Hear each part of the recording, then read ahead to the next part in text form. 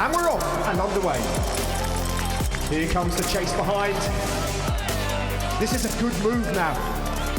Lining himself up to the sprint. Is he going to take the stage? Yes, he is. Hello, welcome to day 3 of this year's AJ Bell Tour of Britain. Today, putting the sun into Sunderland, despite the forecast conditions looking pretty decent as the riders leave Durham 160 kilometres away. We're south of the border now, after 2 hard days of racing in Scotland.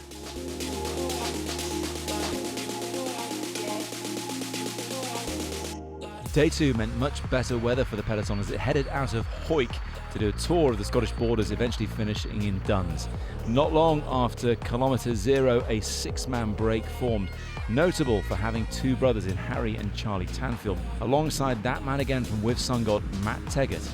And Teggart would soon set about picking up all the sprints points on the day to keep the sportsbreaks.com sprints jersey on his shoulders at the end of day 2. As the race approached the last 3 climbs of the day, things started to change. The break was soon caught, and Jacob Scott would shoot out to pick up some KOM points and take the jersey off the shoulders of Stephen Bassett. Unsurprising really, given that he's won it in the past 2 editions of the race. You wouldn't bet against him, making it a hat-trick. As the race fast approached the finish in Duns, Bardiani's Davide Gaburo had a bit of a dig off the front and it looked like it might stick, but eventually the Italian would be caught. It was going to be a bunch sprint to the line. Case Ball using Jake Stewart's wheel as they come towards the finish line now. It's Jake Stewart and Case Ball. Stewart though, Stewart hanging on with Case Ball finishing fast. Stewart gets there. I think it's very close on the line. There's the lunge from Ball. It's Ball. It's Ball got it for the lunge. So the finest of margins on the photo finish, separating Case Ball, who took the win, from GB rider Jake Stewart. In third, that man again, Corbin Strong, maintaining his hold at the top of the GC. Pippa York joins me here once again on the finish line. Interesting stage yesterday, Pippa, and it all came down to millimetres on the line. It did. It came down to that last throw from Case Ball over Jake Stewart. Before that, fairly hectic on the run-in though. So a fairly animated day. Not that simple, even though it came down to that bunch sprint in the end. Chapeau to the GB team, well organised and in the right position for that sprint finish with Sam Watson and Jake Stewart. Yeah, they'd obviously run through that before and yeah, it almost came off. Winners and losers, do you think, from the first 2 days of racing? What do you think? I think winner definitely Corbin Strong. Losers, hard to say yet. Nobody's really out of it. Tom Pidcock's still there, you know, watching, waiting. So will we see him come to the fore today or another day? Good win yesterday for DSM. We've also seen Ineos Grenadiers trying to control things as well. But as Pippa said there, it's Israel Premier Tech who are really doing the business. It's great for us, a small break goes okay. 2-lane roads, nothing special. Then you come to the corner of 41 there, onto the climb. I'd say it's about the hardest climb of the race. Starts like pretty steady, but the last K is really steep, okay? It is open too, so cross headwind. The climb's so uncomplicated though, it's just like... That's the top of the climb. It's the director's responsibility to convey bite-sized information that they can digest and be clear on when are the critical points and how that affects our tactic. I think the easiest thing to do is just focus on winning bike races. You know, I think Corbin's shown he's one of the fastest guys, if not the fastest in the race. Second climb, so that's like 1.8k, close to 8%, 7.7. Final 6Ks. Come into Sunderland, nothing too special. And just outside 3k to go, you hit that right-hand corner, and then we go towards a pretty complicated last 2.5k, okay? This roundabout here, for me, that's a key point if we are going for a sprint. So you want to be really there, like we saw yesterday, how they put the barriers. You need to arrive early to think. Yesterday, you actually did it pretty well until that little balk at 500. Same sort of thing, follow your instincts when we're there. This race can sometimes be won on things like time bonuses and stuff like that. So if we're going to switch into defensive mode already, then it's going to be a long week. You know, we have one of the faster guys in the race. At the same time, we have some of the best climbers in the race in Dylan, Toons and Woods. So ideally, you know, we arrive to the finish line in Sunderland there first. And whichever way we do that, it doesn't really matter to me. We're ready for all the scenarios and we'll try to execute as best we can. Similar thing to yesterday, okay? Let's just focus day by day on winning the bike race. If we have a chaotic situation, I think we have soldiers for that. If Reto and Alex, you need to fight the way back, just keep fighting the way back.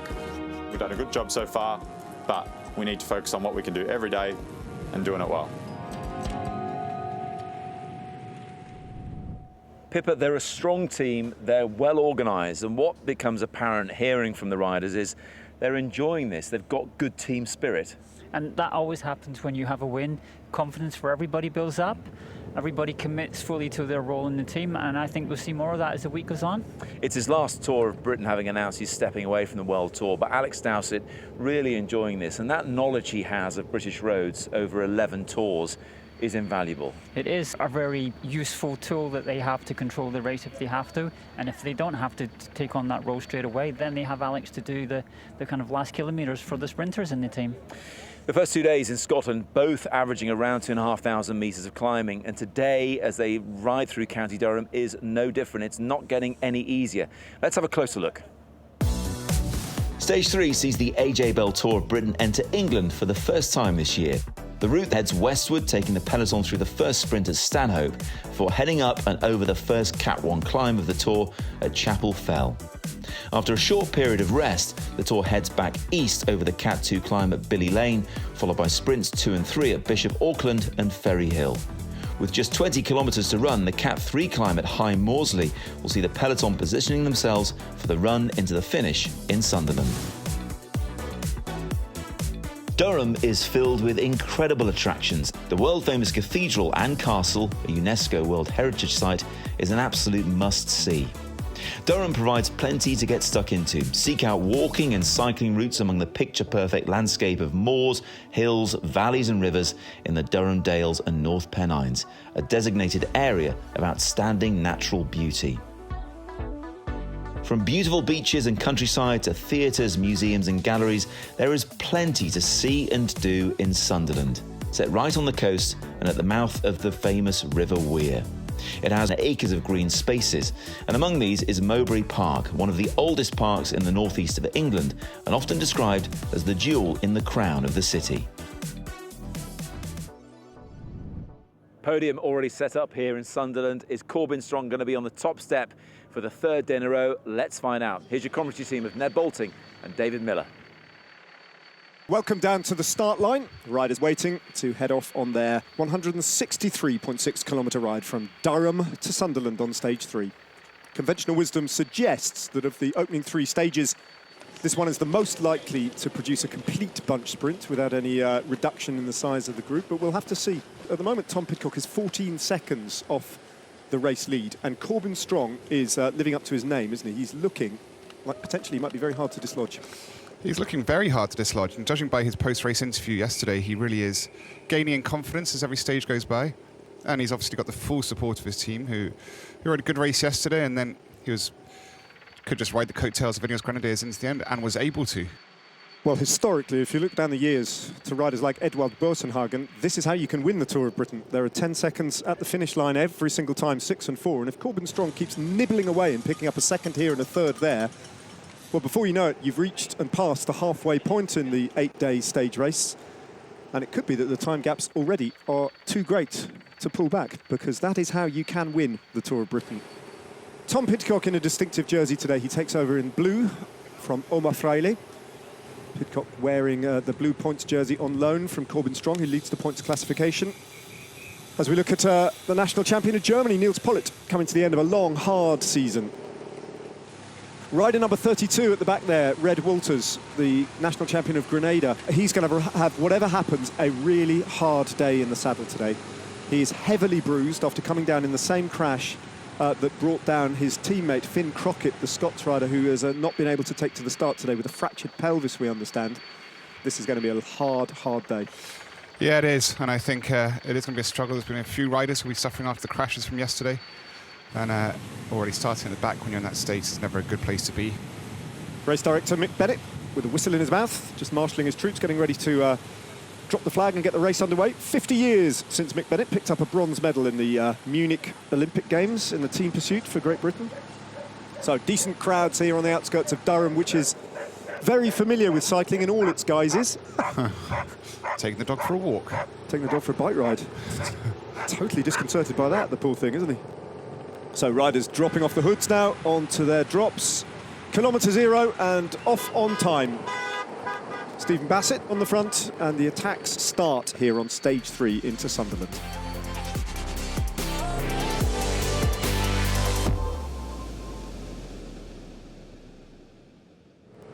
Welcome back to stage 3 from Durham to Sunderland.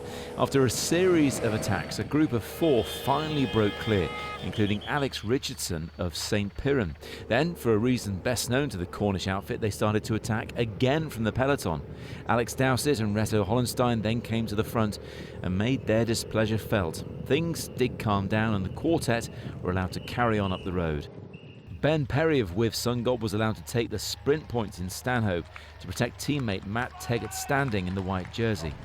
As we rejoin the race, the leaders are riding towards the first category summit at Chapel Fell, cheered on by some hardy souls who braved the elements. Over to our commentators, David Miller and Ned Bolting.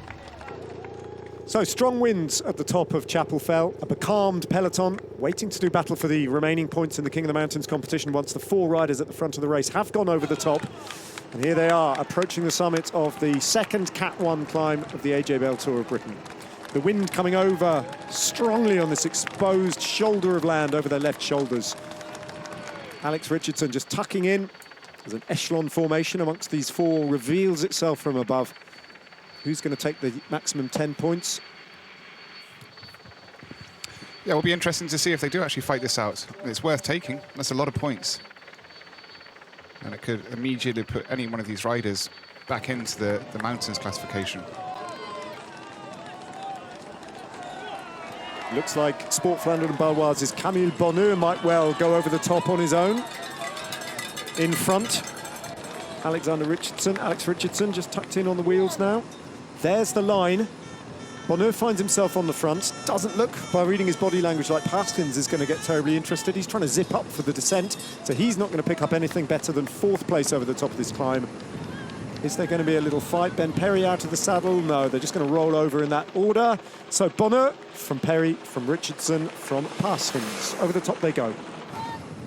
And onto the descent. So that does place Camille Bonheur high up in the King of the Mountains classification. 9 points down at the moment on Jake Scott's lead in that competition, but Scott is down to pick up some more points imminently. This is going to be tricky. Just take it off. Rarely see somebody wear their jelly going up the climb and then take it off the hill. I think it's just because the rain has eased off a little bit on this descent. It's not cold today, nothing like it. It's actually lovely and warm down at the finish line in Sunderland. So yeah, it's just to keep the worst of the rain on the beginning of that climb off. Yeah, that's the opposite of what you normally see. So, tucking in now for the long descent over the top of Chapel Fell. And here's the bunch now in the last kilometre of this climb. Look out for the green jersey of Jake Scott. Look out for the orange jerseys of Human Powered Health. And Stephen Bassett, who's still fighting for this jersey. He's only 2 points off Jake Scott. So he's still well in the hunt. And we have seen Jake Scott and Stephen Bassett as Uno X actually move across to the side of the road just to take a bottle from the side. So I thought that was an attack briefly, but it isn't. Yeah, we have seen Jake Scott and Stephen Bassett go head-to-head on climbs. That was on stage 1. And Bassett got the better of Scott on all 3 occasions there. But we saw a slightly different Stephen Bassett yesterday. There he is on the right-hand side of the road. He's got no support from his teammates, obviously, around him. But Jake Scott has got both Rory Townsend and Matt Teggett alongside him. So I'm not quite sure why Human Powered Health haven't got a few riders to support Bassett here. That is strange, and especially with this wind. It's not in the fact. There's one teammate on the front. Yeah, just one on the front waiting to do the lead out. Bassett's got himself a little bit blocked in on the right-hand side of the road there. The man from Tennessee, Mike Woods, just coming up alongside him. Keeping an eye on each other. I'd say that Bassett's in a better position there, being on the right, protected from the wind. He's just got to make sure he's always got that gap open. He goes. Here we go. Bassett attacks then, launches a long one. There's a response from Sport Flounder and Baloise as well as Matt Teggett goes, taking the green jersey with him. But Bassett has gone long, and it looks good, this attack. Where's that finish line? Teggett is bringing Jake Scott across, though. Teggett is so strong, and Teggett might just carry on here. Teggett sits, don't forget, in third place in this classification. It's the top 3 riders in the King of the Mountains doing battle. Bassett is beaten at this point. Can he go again, though? Jake Scott gets there. Teggett was leading him out. Jake Scott takes the maximum 6 available points for 5th place, and Teggett hangs on there to take 6th place, and Bassett ultimately is relegated to 7th. So that backfired a little bit for Stephen Bassett, but he had a go. It was all he could do. Yeah, he did, and I think it was Teggett that kind of saved the day there. Although Jake Scott was looking good enough to get back onto Bassett's wheel. But yeah, it was a gamble. And there you go. You almost caught them out, but the problem was Teggett was there, ready. Just sitting there on the front line. Yeah, and it was exactly that. With Sundgaard had really thought that through as a team, and they were very well placed on the left-hand side of the road. What a strong ride that is from Matt Teggett. Yeah, he just crushes it, doesn't he? Yeah. I mean, he could have taken that to the line. Into the headwind as well. It's mostly a headwind. Here is Bassett beaten, drops away. And that might just be the end of his challenge, unless he can get himself in a breakaway in the days to come without the presence of Jake Scott and Matt Teggett. Because at the moment, it's going the way of With Sundgaard. Jake Scott extends his lead in the King of the Mountains competition, picks up a further 6 points, moves to 25. And more than doubles his lead over Stephen Bassett. As in these damp conditions now, the peloton with a 3 minute and 2 second disadvantage to the strange and slightly dysfunctional quartet of riders up the road. They start this long descent on this exposed moorland. Dropping down into the valley then, 2 more climbs to come, 2 more sprints, and 114.7k to go to Sunderland. Situation over the top of Chapel Fell. 2 things to note there. Camille Bonneau, who picked up the 10 maximum points there ahead of Ben Perry on 9, Mathis Praskens back on 7. That was the last rider from the breakaway, but Jake Scott picked up 6 points. He now moves to 25, and Stephen Bassett picked up 4, and he moves to 21. So at the top of the standings, Jake Scott now has a 4-point lead over Stephen Bassett. The foursome were still clear as they crested the next climb at Billy Lane. Camille Bonneau of Sport Vlaanderen and Baloise, the first over the top this time. Behind, Stephen Bassett tried again to gain back some points in the green jersey competition, but Jake Scott, with the help of With Sundgaard teammate Matt Teggett, made sure he kept the jersey for another day. As the breakaway went through the sprints of Bishop Auckland and Ferry Hill, the time gap was now nearly 5 minutes, but the kilometres were beginning to run out for the chasing peloton, headed by Israel Premier Tech. With the rain also pouring down, the quartet briefly gained a new member at the side of the road. The chase was now really on. Join us after the break to see how stage 3 plays out.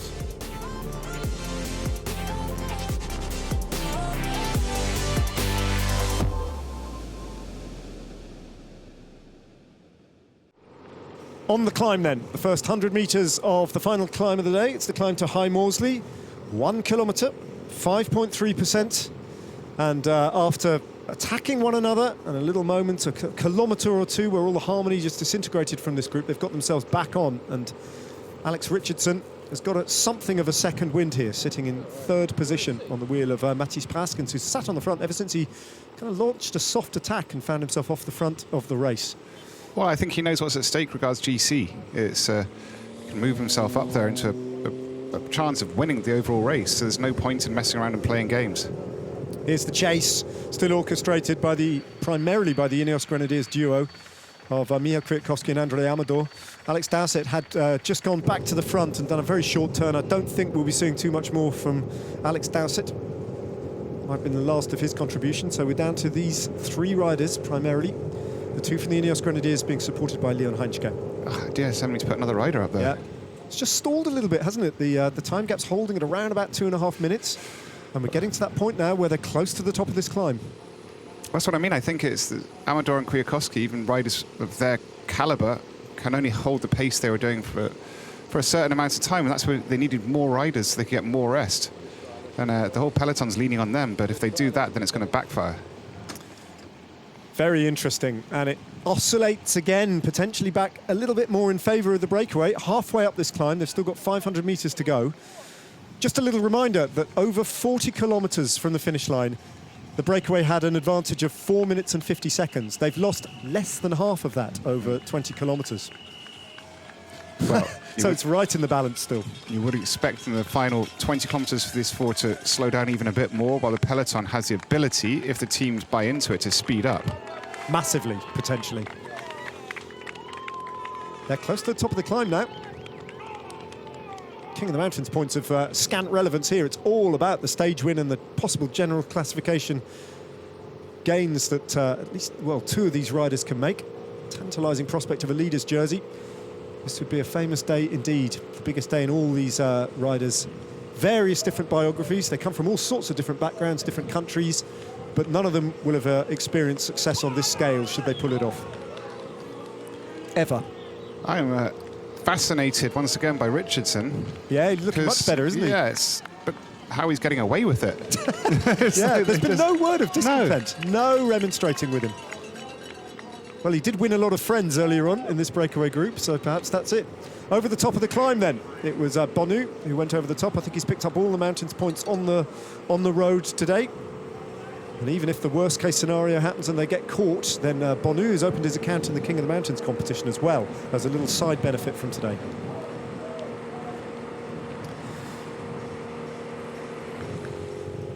Predictions are an absolute mugs game. Let's not make them. This is very, very close to goal. As you say, David, the difference between the way that a bunch operates in terms of chasing down a breakaway at 20 kilometres out from, say, 5 or 6 kilometres out is night and day, isn't it? Yeah. When they really engage the final lead-out trains, the time gap can come down so quickly. Well, it's finally where the teams will start to crack and just realise they've got to throw everything at it or they won't have the chance of the win. At the moment, they're all still hedging their bets. Well, let's see. Andre Amador in an absolute deluge here with Michał Kwiatkowski. They're beginning to slow a little bit. And the whole stage, and indeed the Tour of Britain, hangs in the balance on the road to Sunderland. Oh, attack. I think that was an attack. Yeah, I think it was. Paskins just forcing a reaction from the other riders. Bonu closing the gap. Ben Perry able to go with. And once again, Richardson having to sprint to get back into contention on the wheels. 3 riders left there from Israel Premier Tech, including in 3rd place in their little line of riders, the race leader Corbin Strong, wearing a blue rain jacket. If you're trying to look for that red jersey, you won't see it. But there's Dylan Turns in the gilet with his white sleeves, who you'd have thought could ride, should ride. They're not winning too many friends, I don't think, at the moment. Israel Premier Tech among the serried ranks of the Ineos Grenadiers. Pidcock as well involved. Magnus Sheffield in front of him, Omar Fraili. And then Kwiatkowski and Amador have done the lion's share of the work. 15.2k to go, 2:06. DSM have played a very cagey game today. They've had Leon Heinzke, and he's disappeared off the front. He's done a fair amount of work. But at some point, surely DSM are going to have to... Well, they're going to have to gamble. Maybe this comes down to around about a minute and then get on the front in the final 5 kilometres. I just don't see the point in gambling at this point. Just get up there and do it.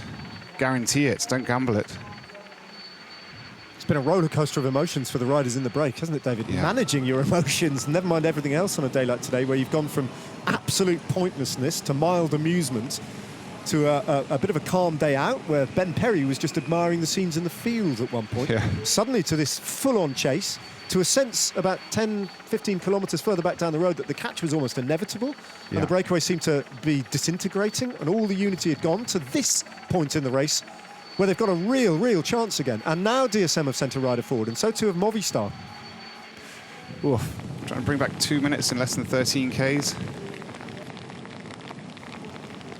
I just hesitate again, David. I've just seen it too many times, the way that 30 seconds can go in the space of a couple of kilometres. Yeah. But 2:09, 12.5 kilometres. And don't forget that the riders in the breakaway will start to ride against one another inevitably. What's at stake for them? Well, for Bonu, it's the prospect of a stage win. Just that. The rider on the front won't make any gains in the general classification. He's opened his account today in the King of the Mountains competition as an insurance card, and I'm sure we haven't seen the last of him in this edition of the race. Ben Perry is the virtual leader on the road by over 2 minutes. But he's very, very close in the general classification. He's just 1 second better off than Paskins. Perry has to finish ahead of Paskins at the finish line to take the jersey, assuming that this quartet of riders do stay away. And for Paskins, it could be a first career victory. There he is on the wheel, and he does, on the evidence of what we've seen. He looks physically like a rider who's got the strongest kick at the line, although that's often very, very hard to tell in advance. And these riders don't have a great track record of competing at the sharp end of races for us to be certain. No, none of them have got a known sprint. But it's all, it's Richardson's attacking. So Alex Richardson, who has played a tactical, tactically nuanced, I think, let's put it that way, role in the last 30 kilometres, been sitting on the back, barely done a turn, and now he tries to attack them. And they let him do it. Oh, dear.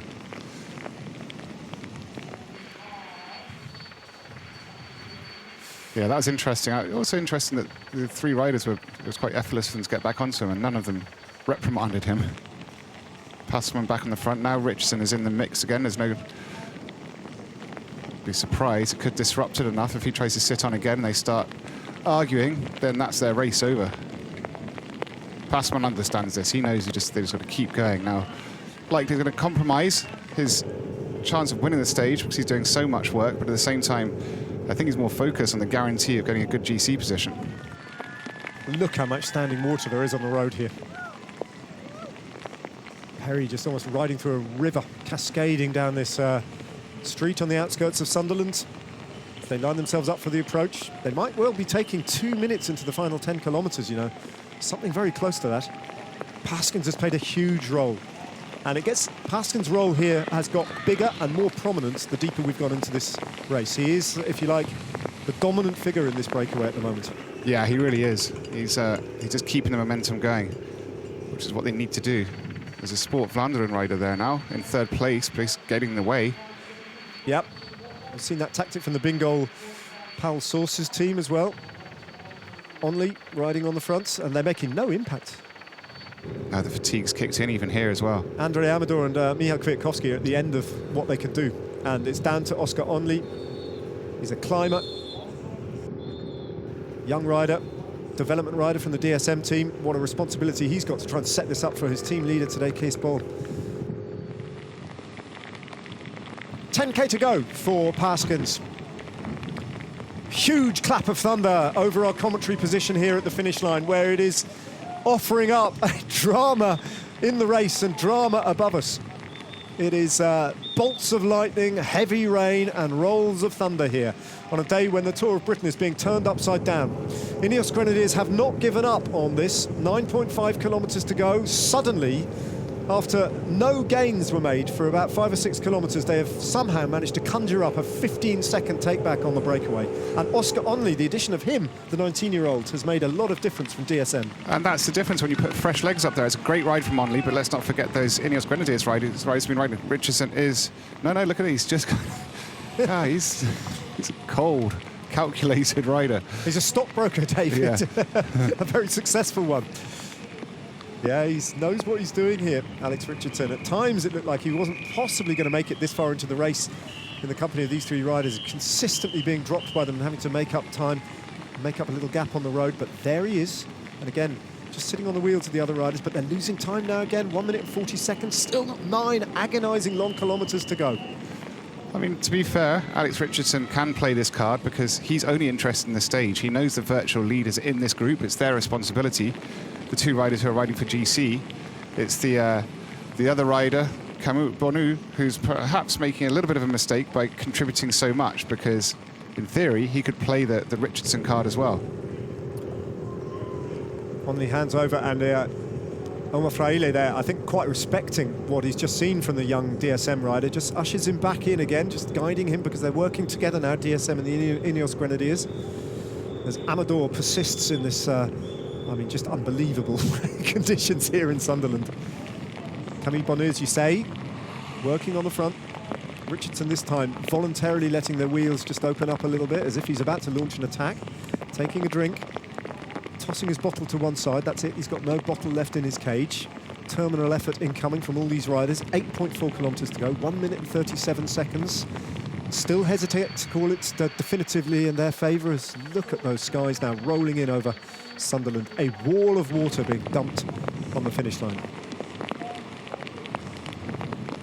This is where the other teams now need to chuck everything on it at the front. It goes Richardson, again. yeah, he was. So drifting off the back for a reason. Alex Richardson was planning to attack, but it wasn't particularly dynamic. No. And it wasn't strong enough to get free, and there's been a big reaction from Matthias Praskens. And actually, this might be the best thing in some ways for the breakaway today, because they were just losing a bit of momentum. Yeah, that was a strange attack. Not the ideal place to do it. But he obviously feels that he can't beat them at the line. He's got to try something long. And I don't think he's quite got the legs, Alex Richardson, to do that on the evidence of what we've seen.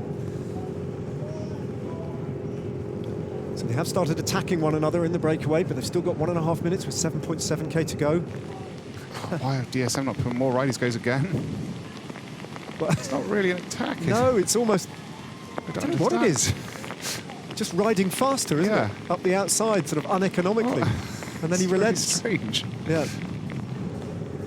Well, it's kind of working, because collectively the four of them have still got 1.5 minutes and 7.5k to go. But here's where the lead-out trains, if they come, and you can see the DSM riders there, lined up en masse, riding for Kees Bol. If they hit the front now and do a big lead-out, they can take time back very quickly. But these roads are not ideal. Far from it to get a really big, hard, powerful lead-out train organised in these treacherous wet conditions. Trinity have got a rider on the front. Looks like it's Gloag. Yeah, they need more manpower up there, and they need it now. Amador's done a lion's share of work. They need to put somebody up there fresher. I'm surprised Ines Grenadiers aren't even putting more there. Attack number 3 or 4 from Richardson, if we're going to call them attacks, because they're relatively easy for the 3 other riders to answer. Yeah, he just hasn't got a strong enough acceleration, and I genuinely don't think they'll let him go after he's sat on for so long, just out of spite. Well, he hasn't quite got the power to get away from them. 1:23, 6.7k to go. These last kilometres are hard. It's disrupting the break, Yeah, those it moves is. from Richardson. It is. Time still coming back fast. Right, here More and more teams getting involved now. Movistar as well, sending riders to the front. What they need is for this rider to save the day for the breakaway. He's been very, very willing to work on the front. Paskens. And he does look the strongest. Richardson, watch him, dropping off again.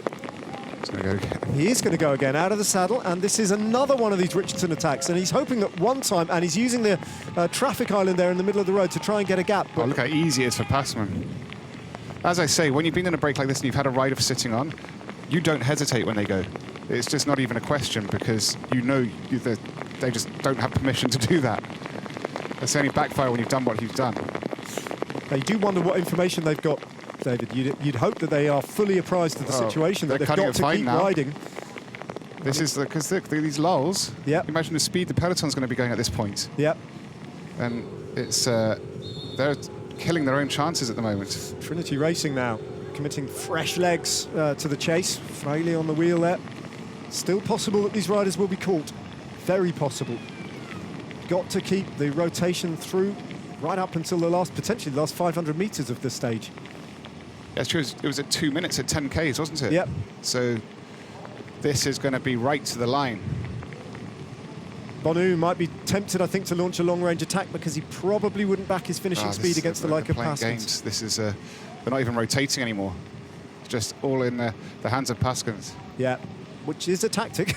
Yeah. He is strong. 5k to go. That's what the banner says ahead. Paskens gamely taking them through. He's gambling that if he can keep this group away and take it all the way to the line, he can still beat them all in the sprint, which is some gamble.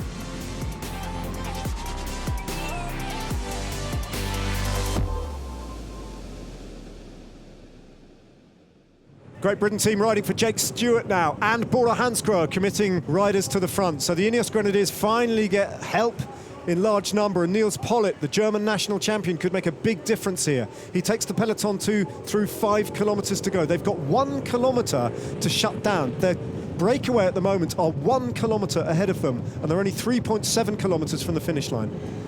Yeah, that's a big ask.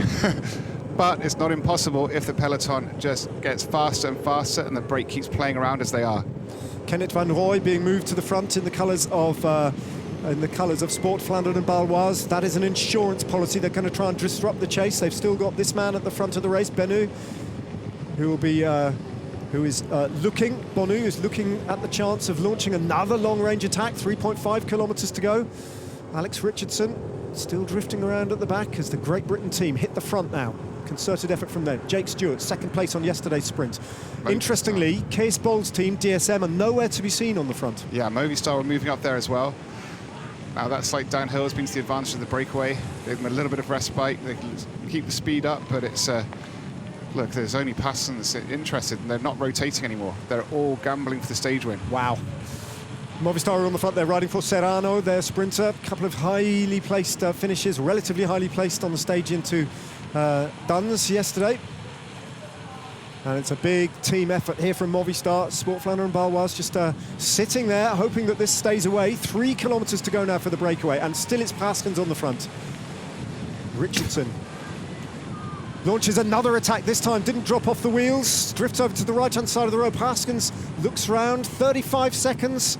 That's the time gap. That's not enough, I don't think, for these 4 riders. It's not enough now. No. Especially with the way they're riding. Oh, they're throwing it all away after all that work. As you said, Ned, when the peloton kicks in these final 5Ks, it's a monster. Oh, well, a huge amount of standing water there. Be interested to see what happens to the bunch when they get round there in 30 seconds' time. Alex Richardson put off the back by that huge puddle there. Movistar on the front. Bora Hansgrohe still with Niels Pollitt all over the front. Here they come towards that standing water. Round the roundabout. Let's see what happens when they get there. Motorbike is going to throw up a wave, a tidal wave in the face of Niels Pollitt just now. Through they go, all round safely. 28 seconds, 2.4 kilometres to go. I mean, what they've got to hope for is more of the same, isn't it? Twisting and turning. It's done. It's done. Bonu's got to go now. One of them's just got to commit fully. And it is Bonu trying to get a gap and get the jump on the other riders. Ben Perry just hoping that he can get on the wheel of the man from Sport Flandern and Baloise. That's 2 kilometres to go. Still got 26 seconds, but they can lose those 26 seconds even in the final kilometre with the big lead-out trains getting organised. Sharp left-handed turn here. Well, look at the pelotons just getting faster and faster, and this breakaway keeps slowing down and looking at each other. I mean, look at this behind. Jordi Meus is the rider, the Belgian sprinter who they'll be riding for Bora Hansgrohe here in terms of the stage victory.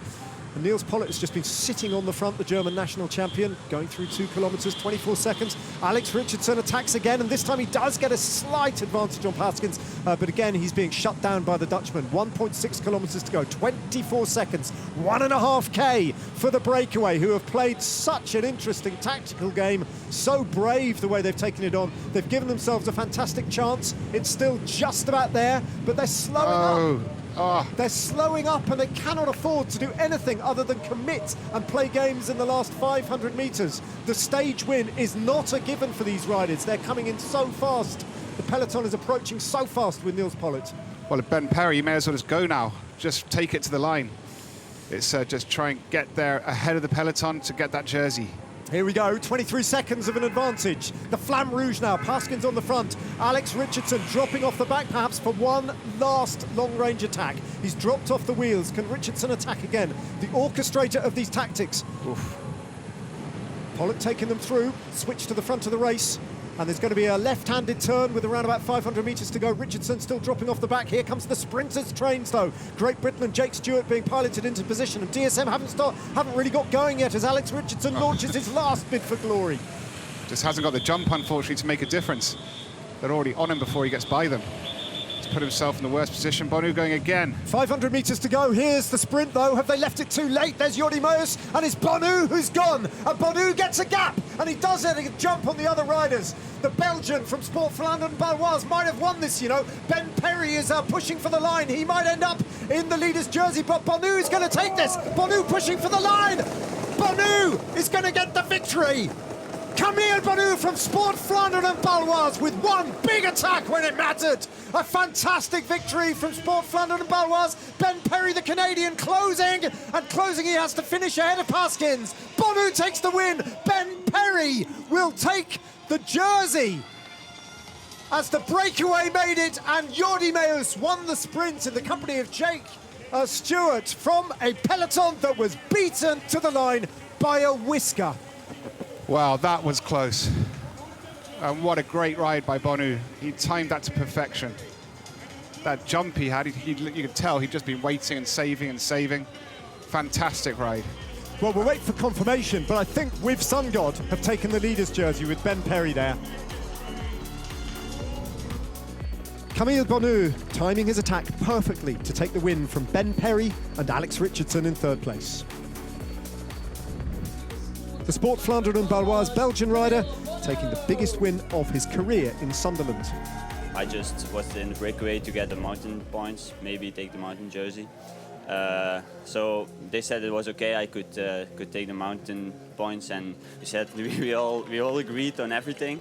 But then we had 4 minutes 50, so they said no, we keep on pushing, we can make it to the finish line, and we did. And this quartet have caused an upset in the general classification. Ben Perry making up on the road the 14 seconds of time bonuses that he needed to draw level with Corbin Strong, and then a timeable gap at the finish line, giving him the lead in the red jersey competition. Jake Scott of Win Sun God consolidated his position in the Skoda King of the Mountains classification, and his teammate Matt Teggart stays in white, even though he didn't make the breakaway today. What an amazing stage. Really was a race of two halves. Started relatively easy and then just got harder and harder as the weather came in. And all thanks to this man, Alex Richardson of St. Piran, most combative rider of the day, because of the tactics of the break, Alex. I know you're freezing cold, don't blame you, but just talk us through very briefly what the plan was today. Yeah, so last night we discussed as a team why we thought it could go to the line today. There were a few different ingredients, which one was the weather, tailwind run into the finish, crosswind section in the middle of the race, to second third of the race, downhill crosswind section, which was fairly sheltered, so we could carry our speed well through there, and then really bad weather in the middle. So if the peloton got cold, the sort of impetus goes out of the race, and we can pick it up and stay sort of warm, although I'm not very warm now. But these things, and in the end, we sort of discussed on the road a plan, and two of the guys were going to sit up at 116k, which didn't happen, unfortunately, and that's why I sat on for the back end of the run-in. We could have maintained a better gap, but they were playing games too, as always happens in the breakaway, Pippa. So in the end, you attacked 3 or 4 times. Was that to keep the break away, or was that to try and get away? It was to try and get away, but at that point I didn't actually care if the break came back, because why not? Then I'm still good for my word. Okay. And you still got most combative rider. Yeah. Really brilliant riding today, Alex. Also, we should mention Steve Lampier and Liam Holohan in the car as well for St. Piran, calling those tactics and helping you out as well. So fantastic job from the car. Chapeau to them. Let's have a look at tomorrow's stage now. It doesn't get any easier. Stage 4 is undeniably the Queen stage of the AJ Bell Tour of Britain. Heading off on the Esplanade at Redcar, the peloton then heads down the coast towards the first sprint at Whitby. Shortly after, the climbing begins with a Category 1 climb at Robin Hood's Bay.